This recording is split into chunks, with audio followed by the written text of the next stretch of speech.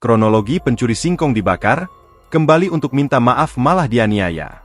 Polisi menetapkan 2 tersangka terkait maling ubi kayu bernama Pri Andika yang dibakar di Desa Bandar Klipa, Kecamatan Percut Seituan, Kabupaten Deli Serdang, Sumatera Utara. Keduanya ialah Ali Muda alias AM sebagai pemilik lahan dan Halomoan Ritonga sebagai aparatur sipil negara, ASN, Pemkap Deli Serdang. Kabid Humas Polda Sumut Kombes Ferry Walintukan mengatakan, Ali Muda berperan sebagai orang yang menodongkan pistol, dan Halomoan Ritonga yang membakar korban.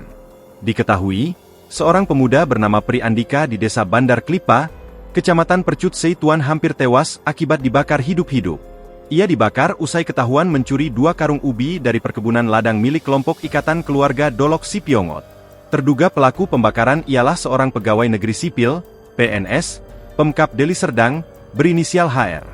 Kemudian, seorang oknum anggota Brimob Binjai inisial diduga turut menganiaya.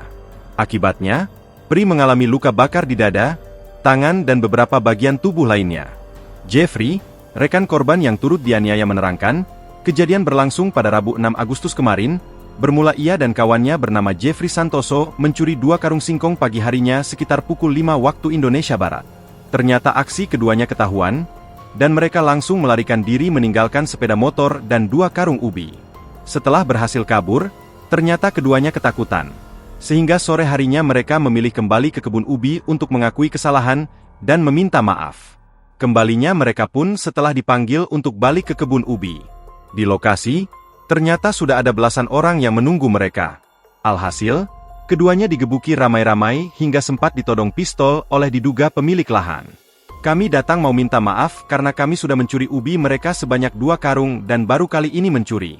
Kami curi paginya, siangnya kami dipanggil untuk minta maaf, kata Jeffrey, Selasa, 12 Agustus 2025. Kami dipukuli di gubuk persatuan mereka, ada sekitar 13 orang. Saya ditodong pistol sama Pak Ali Muda. Dia ini yang punya lahan, pengurus IKDS, sambungnya. Kemudian, datang orang yang membawa bensin, lalu Pri dan Jeffrey dipisahkan ke gubuk lain. Disinilah Jeffrey digebuki sekitar 8 orang, salah satunya oknum Brimob dan Pri dibakar. Pri Andika mengungkap awalnya hanya diancam akan dibakar. Sebab ia sempat ditanya bisa tidak mengganti rugi ubi yang sudah dicuri, dan ia menyatakan bisa membayar. Sebelum dibakar, Pri sempat memohon-mohon minta maaf agar tidak dibakar. Setelah disiram bensin dan dibakar, Pri langsung membuka baju, lalu melarikan diri memadamkan api. Download Tribun X sekarang, menghadirkan lokal menjadi Indonesia.